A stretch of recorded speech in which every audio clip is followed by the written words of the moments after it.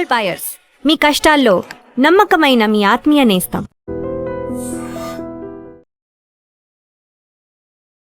నమస్తే, welcome to I dream talking point with Kavitha.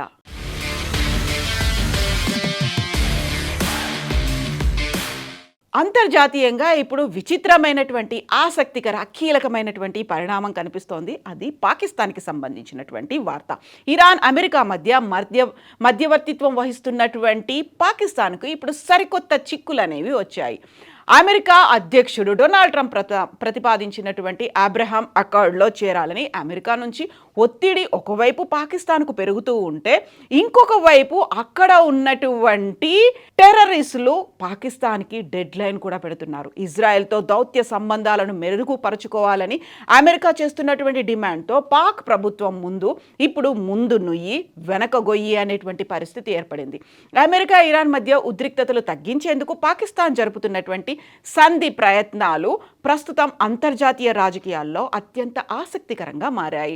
Iran America మధ్య శాంతి చర్చల కోసం పాకిస్తాన్ ఆర్మీ చీఫ్ ఆసిఫ్ మునీర్ మధ్యవర్తిత్వం వహిస్తున్నారు. అయితే ఈ చర్చల వెనుక అమెరికా ప్రయోజనాలు, ఒకవేళ అదే కనుక నిజంగా జరిగితే పాకిస్తాన్ పరోక్షంగా ఇజ్రాయెల్కు మద్దతు ఇవ్వాలి. ఒకవేళ ఇజ్రాయెల్కు మద్దతు ఇస్తోంది అంటే తీవ్రమైనటువంటి పరిణామాలు ఉంటాయి అని లష్కరే తోయిబాకు చెందినటువంటి కీలక ఉగ్రవాది సైఫుల్లా కసూరి తీవ్రమైనటువంటి హెచ్చరికలు పాకిస్తాన్కు జారీ చేశారు. మిడిల్ ఈస్ట్లో జరుగుతున్నటువంటి భౌగోళిక రాజకీయ సమీకరణల వేళ లష్కరే తోయిబా డిప్యూటీ చీఫ్ సైఫుల్లా కసూరి తీవ్రమైనటువంటి స్టేట్మెంట్స్ ఇస్తున్నారు. ఇజ్రాయెల్ను ఎట్టి పరిస్థితుల్లో కూడా ఒక దేశంగా గుర్తించొద్దని, ఒకవేళ ముస్లిం దేశాలు అందులోనూ పాకిస్తాన్ కనుక ఇజ్రాయెల్ను ఒక దేశంగా గుర్తిస్తే పాకిస్తాన్ పూర్తిగా నాశనం అవుతుంది అంటూ పాకిస్తాన్ని సైఫుల్లా హెచ్చరించారు. ఇటీవల జరిగినటువంటి పాక్ సౌదీ రక్షణ ఒప్పందాన్ని సైతం ఇజ్రాయెల్ వ్యతిరేక సైనిక వ్యూహంగా వక్రీకరిస్తున్నారు సైఫుల్లా.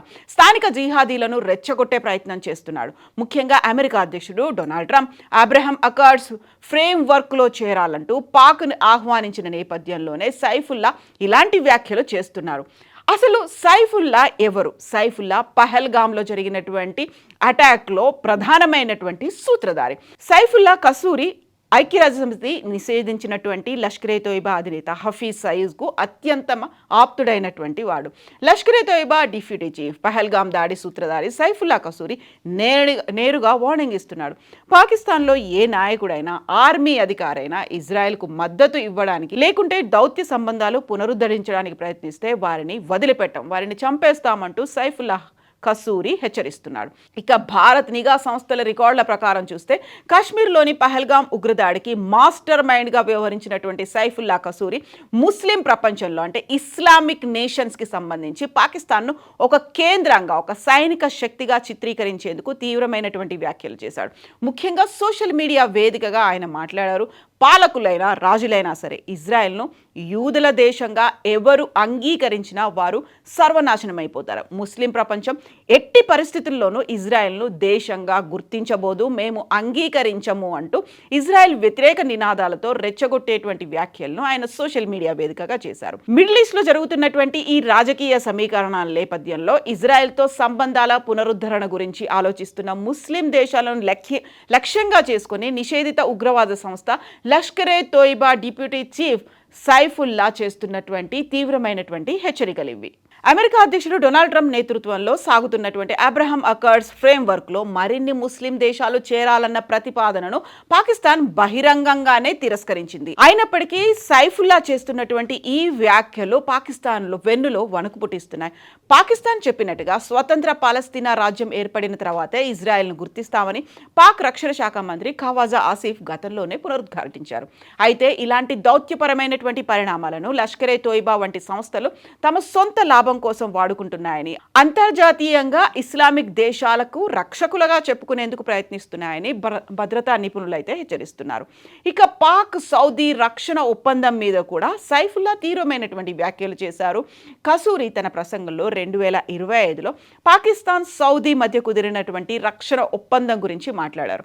ఈ ఒప్పందం ద్వారా పాకిస్తాన్ ఇజ్రాయెల్పై దాడులు చేసేందుకు మార్గం సుగమమైంది అని చెప్పారు. గతంలో పాకిస్తాన్ నుంచి ఇజ్రాయెల్ 4 4,000 కిలోమీటర్ల దూరంలో ఉండేది. కానీ నేడు శత్రువులను తుది ముట్టించడానికి సాంకేతిక వనరులు ఉన్నటువంటి పాకిస్తాన్ సౌదీ అరేబియా సాయం వల్ల ఇజ్రాయెల్కు కేవలం 400 కిలోమీటర్ల దూరంలోనే సైనికులను మోహరించింది అంటూ కసూరి అవాస్తవాలను ప్రచారం చేస్తున్నాడు అనేటువంటి మాట వినిపిస్తోంది. ఈ క్రమంలోనే సౌదీ అరేబియాను ఇస్లామిక్ ప్రపంచానికి ఒక ఆధ్యాత్మిక నాయకుడిగా, పాకిస్తాన్ను రక్షణ రంగ నాయకుడిగా అభివర్ణిస్తున్నారు.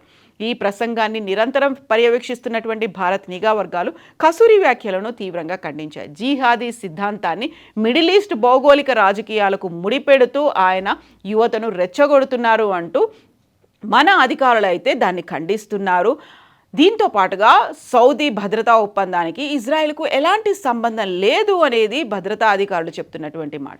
ఇది కేవలం ప్రాంతీయ భద్రతా సహకారం కోసం ఉద్దేశించిందే తప్ప ఇజ్రాయెల్ను లక్ష్యంగా చేసుకుని 400 కిలోమీటర్ల దూరంలో ఎలాంటి సైనిక మోహరింపులు జరగలేదని ఉన్నత స్థాయి వర్గాలు స్పష్టం చేస్తున్నాయి.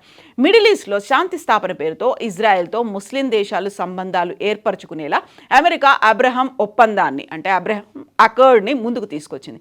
ఇప్పటికే కొన్ని అరబ్ దేశాలు దీనికి అంగీకరించాయి. ఇప్పుడు పాకిస్తాన్ని కూడా అందులో ఇన్వాల్వ్ అవ్వాలి అంటూ అమెరికా చెప్తోంది. ఒకవైపు ఆర్థిక సంక్షోభంలో ఉన్నటువంటి పాకిస్తాన్కు అమెరికా సహాయం కావాలి. మరోవైపు ఇజ్రాయెల్ని కనుక గుర్తిస్తే దేశీయంగా తీవ్రమైనటువంటి పరిణామాలు తలెత్తబోతున్నాయి. అది కూడా ఇప్పుడు సైఫుల్లా చేసినటువంటి వ్యాఖ్యల నేపథ్యంలో మధ్యలో ఇరుక్కున్నటువంటి పరిస్థితి ఏర్పడింది. పాకిస్తాన్ ప్రస్తుతం అత్యంత సంక్లిష్టమైనటువంటి పరిస్థితుల్లో ఉంది. అమెరికాతో సంబంధాలను అయితే తెగతెంపులు చేసుకోలేదు, అలాగని ఇజ్రాయెల్ను ఆమోదించలేదు. అంతర్జాతీయంగా ఇప్పుడు చిక్కుల్లో ఇరుక్కోబోతోంది. మరోవైపు స్వయంగా పెంచి పోషించినటువంటి ఉగ్రవాద సంస్థలే ఇప్పుడు పాక్ ప్రభుత్వంపై తిరగబడుతున్నాయి. దేశాన్ని శాసించే ఆర్మీ చీఫ్ ఆసిఫ్ మునీర్ కూడా ఉగ్రవాదుల హిట్ లిస్ట్లోకి వెళ్లారు అనేటువంటి మాట ఇప్పుడు ఆ దేశాన్ని సంక్షోభంలోకి అస్థిరతకు సూచిస్తోంది.